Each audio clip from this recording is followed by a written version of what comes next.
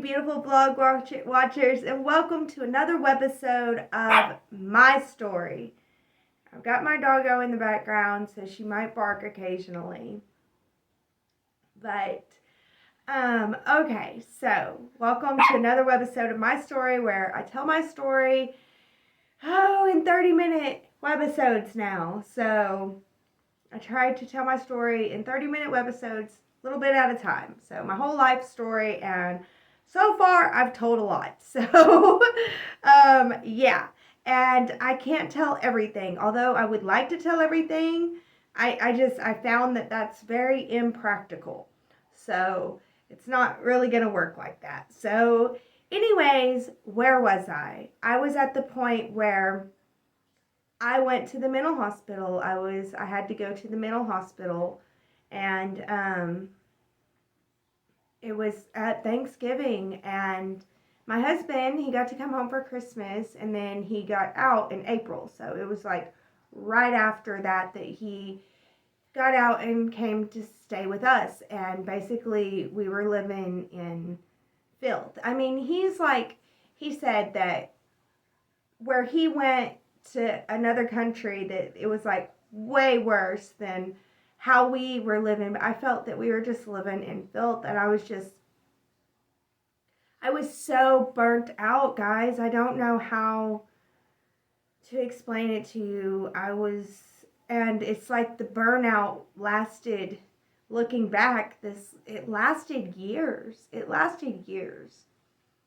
But I remember people would be like, what's wrong with her? Why can't she get it together? And, and people were giving up on me. They were. People around me, it felt like they were giving up on me anyway. And I don't know. It was tough. And I ended up in the mental hospital, and I don't know. My first mental hospital stay wasn't too bad. It really wasn't. And it was very eye-opening. Because I always thought that, there's something wrong with me. I just can't quite put my finger on it. And I saw that I'm definitely not that bad. I'm definitely not that bad. Like, there is hope for me, I might have crashed and burned, and that's okay. I can get back up, I think. Anyway, my sister, she was watching my kids during this time, and she and her husband and her kids were very hardcore Christians. His sister was even more hardcore than them. They were actually lax Christians, but in my eyes, they were hardcore Christians. And she was like, I don't understand. Don't you know that Jesus loves you? Like she didn't understand my breakdown that I'd had. I guess, I don't know. But at the time, she was trying to share with me Jesus's love. And it was beginning to sink in, because not only was she sharing with me, but my daughter, my oldest daughter, was now in first grade, and she had met some people at school that, are around the neighborhood, and they want to go to church. And where I'm from the Bible Belt, and the Bible Belt is, they very much round up the kids and take them to church every Sunday and Wednesday regardless. So, my daughter wanted to go with them and start going with the church, and so she was going with the church. And my husband and I, he was so loving and caring through my breakdown. And I laugh because my dog barking is such a weird place. But he was so loving and caring through my breakdown. And in the mental hospital, he would call me 3 times a day. He didn't have to do that, but he did, because he knew that it was tough for me to be in there.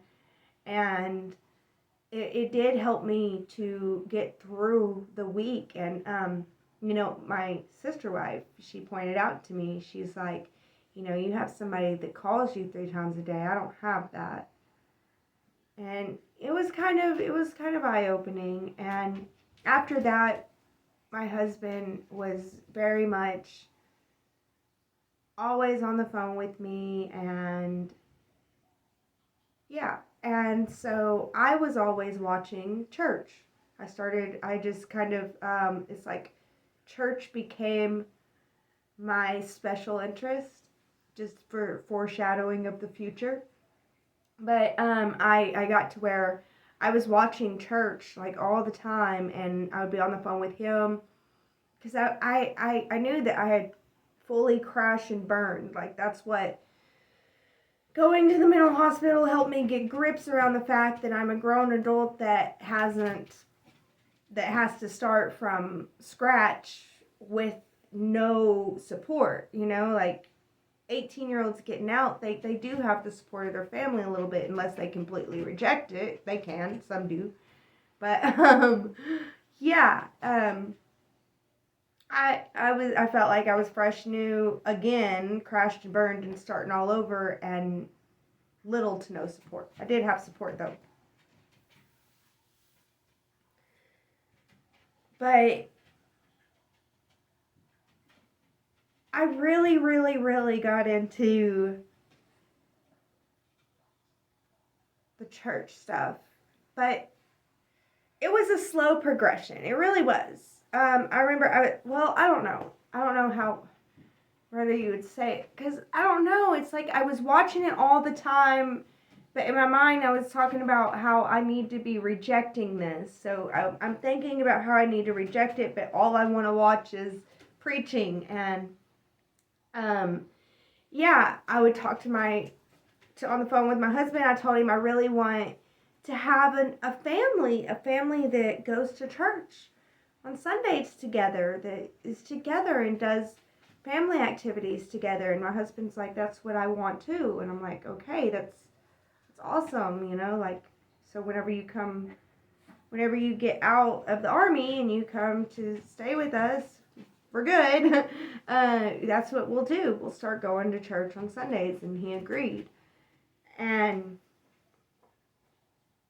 so I didn't start going to church until Dave was back stateside. I was just watching it on TV, and when my daughter would come home from church, I would ask her about what she learned and to tell me about it. I was coming from a mindset of, like, I'm a witch, I'm a pagan, and I've rejected Christianity, but then I was like, maybe there's some wisdom in there. And so it was like I was mining Christianity for its wisdom, and I felt like it'll be okay. It'll be safe. I won't fall in the Jesus trap. Because that's exactly what I told Dave whenever he got back stateside. He got out of the army, and I told him, I said, I want us to go to church as a family, but that's for the good of the family, for the good of the kids. I want them to see their mom and dad in the church with them, doing the activities with them. It's not because I want to be saved by Jesus, okay? And he's like, all right, sounds good to me. And so I'm like, cool. So we started going to church. And at the same time, I had been listening to these preachers on TV for months, and I had been crushed and burned. I was at the very bottom, and I had been bamboozled out of my savings. and also, I had to pay for, custody of my daughter and stuff. So, basically, listening to these preachers on TV talk about planting a financial seed, and I mean, just about every single sermon from the preachers on TV comes around to planting financial seeds. You need to plant that financial seed. Just plant that financial seed in faith. In faith. If you plant it in faith, it'll grow. Plant it in faith, it'll grow. And so I was supposed to have a lot of money, like a couple $1,000s, couple $10,000 for a down payment on a house so that we could get a house when he gets home stateside. But we didn't have that. So I was basically taking the last of our money and planting financial seeds with it and sending it to these TV preacher guys, hoping in faith that God will take that and multiply it and give us a house so that we don't have to live in this filth and mire place anymore.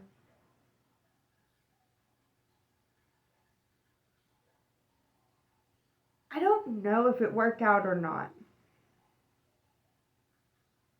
It's what they say, hindsight's 2020, perspective and all.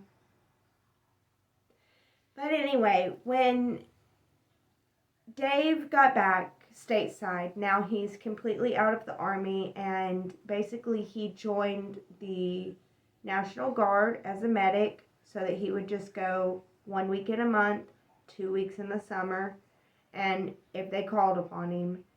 And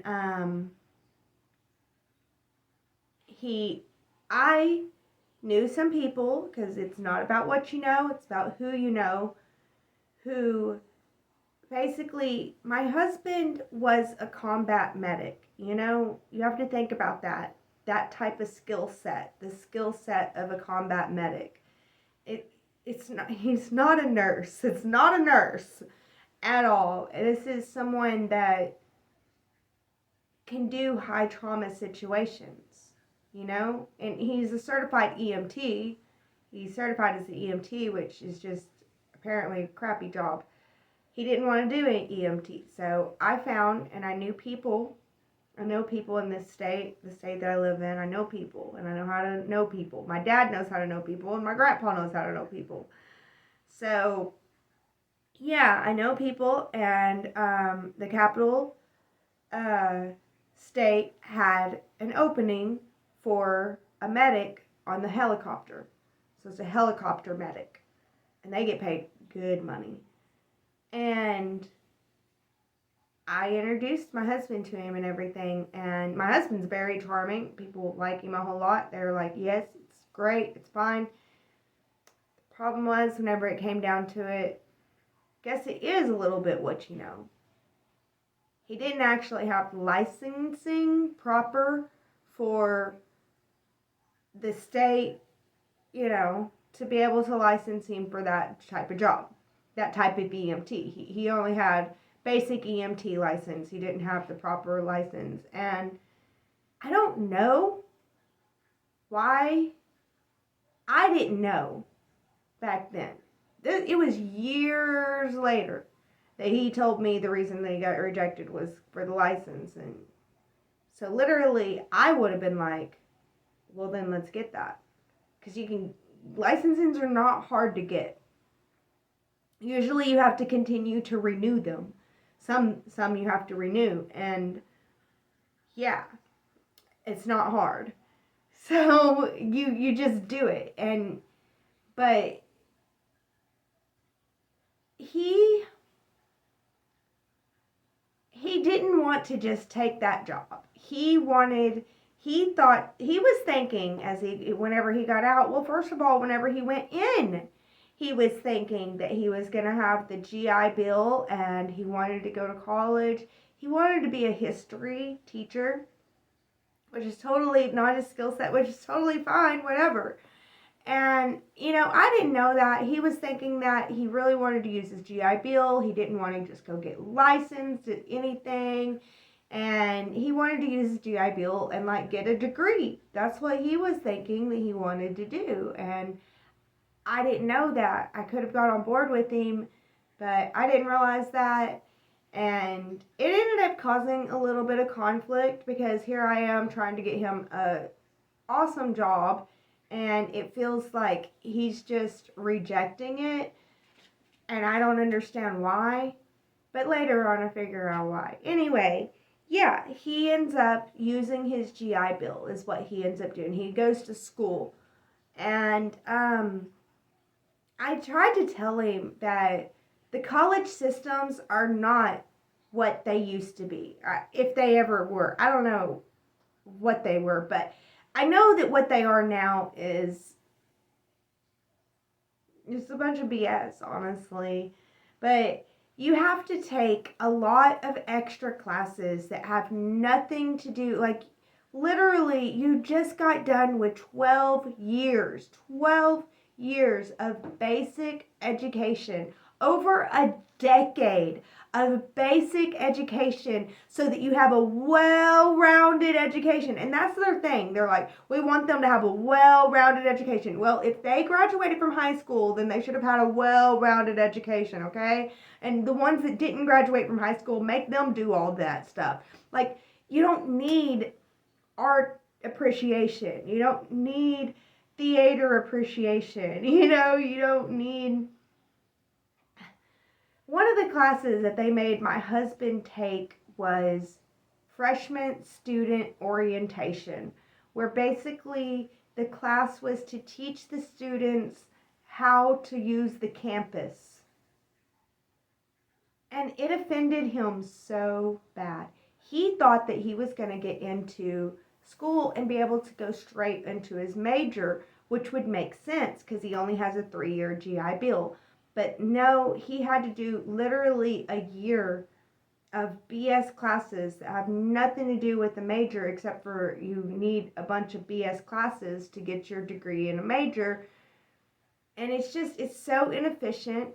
It's inefficient. If we want our humans to reach their mastery, we want them to do that sooner. You don't get to be a jack of all and a master of all too. You don't get to be a jack of all and a master of any. It's like, if we want our humans to be jack of alls, then they're all going to be jack of alls and they're not going to have any masters. But if we want masters, then our masters don't need to be jack of alls. They need to focus on their mastery. But I digress. And I saw that problem, but I didn't understand that he wanted to go to college, so I didn't even explain it to him really. But I was like, whatever.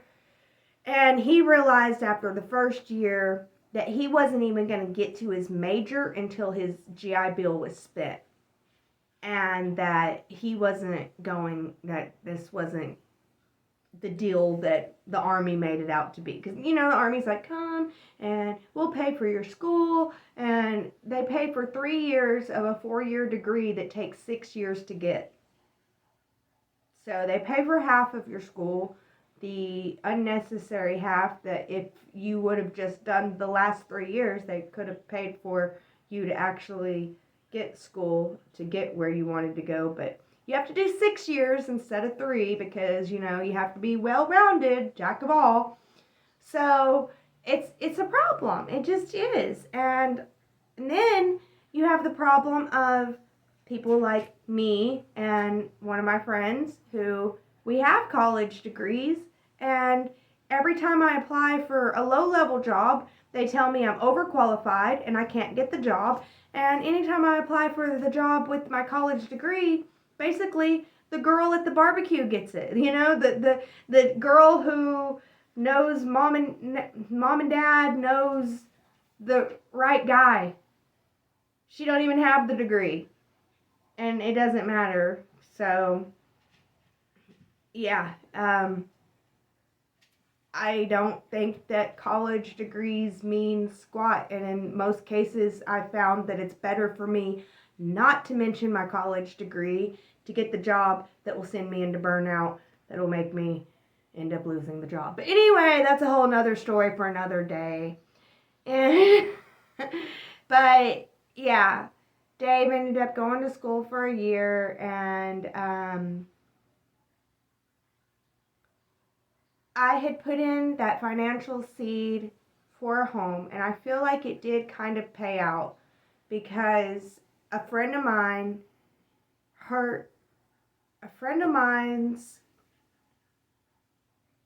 boyfriend's mom is this one rich guy's mistress. She sleeps with him behind his wife's back. And basically, and I'm like, I don't know if this was the fun, because I'm like, is this fun? But anyway, basically I went to his mom and asked her if she would ask him to rent out this trailer that he had down there. K-Bells. And she did. She went and asked him, and then he was like, have them come talk to me. So Dave and I went and talked to him face to face, and he was like, I'll be willing to do this for y'all. And we asked if he would do a rent to own, and he said no, not at all. So we ended up getting a place to rent. It was a 3-bedroom trailer, and it was a nice trailer, and it was on like 10 acres of land. Beautiful land that I grew up on. It was deer camp. Whenever I grew up, the place that we were living is deer camp. We were living at deer camp, a trailer on deer camp. It wasn't deer camp no more, but whenever I was growing up, it was deer camp.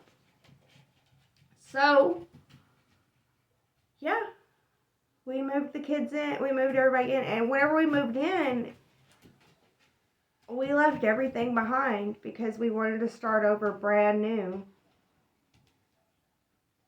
And we did. And at the time, my husband was working for a construction crew. He was basically, if I asked him what his job was, he would say digging ditches. He was like, I don't care, they're paying me for it. So I started going to the church, and the church was helping me out too. And it was like, this is what a church family is. They were like making sure, they were bringing us deer meat to stock our fridge, food and clothes and shoes and stuff like that to help us out. So that helped a whole lot. And because I was going to church, and I had been going to the church, and I can't remember. I think that we wanted to become members. Yeah. We got baptized. We ended up, because we wanted to be a member of the church, to be a part of the church, because we started going with our kids.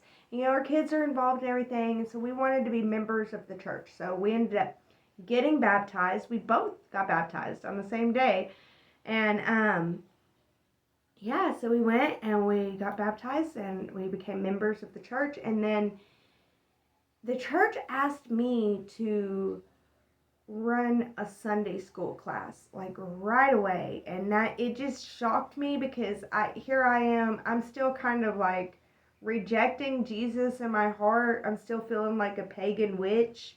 I'm just trying to be a member of this church with my kids, and they want me to teach a Sunday school class. And I remember thinking to myself that is so inefficient. You should make sure that the people are on board with your religion first. But I guess they thought, hey, you grew up here in the Bible Belt. Surely you're on board, Why don't you teach a Sunday school class? And I guess that it makes sense. So I started teaching a Sunday school class. And it was kind of neat. Yeah, it was kind of neat. And this was the time that my mom, she had gotten herself, she wanted to live in a little RV, and it was like a trailer RV thing. It wasn't like a RV that you can drive down the road. It's like one that you have to hook up to a trailer hitch RV type thing. And she asked if she could park it on our land and live out there with us. And so that's how we had my mom, was we put her out there, even though I don't get along with her very well, and my husband didn't get along with her well, but we thought that, having grandma around to help watch the kids would be a blessing. And so we moved my mom out there too, with an RV out there on the land. And the land, we cultivated a part of it to make this big old garden area. We were gonna have this huge garden. We were so excited to get into gardening, and we planted trees out there. I don't know. I felt like I would eventually talk the guy into letting us own it, like rent to own. I don't know. I thought that it was going to be possible that I'll be able to talk him into it. And it was a blessing that we were able to get that place. So it really was a good thing. Maybe those financial seeds actually work. So send in some financial seeds to me, and I'm sure all your financial dreams will come true. No, I'm just kidding. I can't do that, y'all. I can't do it. It's not in me. So, yeah, I can't do it. So, but yeah, I don't know. Maybe the financial seeds did work a little bit. We got a home. I guess you could say that. I guess you could say it. But anyway, I think that's all that I'm going to talk about here in this one. And I'll leave some stuff for the next one. Like I want to. Oh goodness. I'm silly, and I'm thankful that you guys watched all the way to the end. Thank you for watching my story. This one was kind of boring, I guess. I don't know. Things start looking up and it gets boring. But anyway, it is what it is, and I'm so grateful for you. I'm so grateful that you're watching. I'm so grateful to be here, to be able to tell my story, and for you to be able to listen to it. So thank you guys so much. And as always, be blessed with love. That's all. Wait a minute. No, that's not all she got. She got a little bit to say just here at the end. So hold on, folks. I just want to say really, really quick, I've got an exciting opportunity to share with you. As a student and a content creator, I pour my heart and my soul into each and every video. And I absolutely love bringing you all along on my crazy adventures. But creating quality content requires a lot of time, effort, and resources. But that's where you can come in. If you enjoy my videos and want to share your support, I've set up a few ways for you to contribute and become an even more integral part of the Mystic Hillbilly community. Your support means the world to me, and it helps me to continue doing what I love most. First of all, I have a few donation options available to you. If you'd like to make a one-time contribution, you can find the links to my Cashapp, Venmo, and PayPal in the video descriptions. And every single donation, no matter how big or small, truly makes a difference and allows me to create even more exciting content for you all. But wait, there's more. I'm thrilled to introduce to you my Patreon membership, where for only $5.55 a month, you can gain access to exclusive behind-the-scenes content and outtakes from all my videos. As a Patreon supporter, you'll get to see all the edits and behind-the-scenes bloopers that didn't make it in the final cut. It's like having a VIP pass to the Mystic Hillbilly editing room. This is really something special for all my haters out there. As a member, you'll gain access to hours of footage of me making mistakes, doing everything wrong, and just having an all-around hilarious time. So, haters, if you ever want to see me in my most human, this is your golden opportunity. So, whether you choose to become a member or make a donation, know that your support is deeply appreciated. I genuinely thank each and every one of you for being a part of this amazing journey with me. Your positive energy and contributions mean everything to me. Before I go, I just want to take a moment to say that I pray that every blessing sent my way is multiplied and returned to the sender tenfold. May success find their way into your lives as you've brought them into mine. Thank you all so much for your support, and until next time, stay adventurous, stay curious, and always remember to keep the mystic in you alive. And now, that's all she got.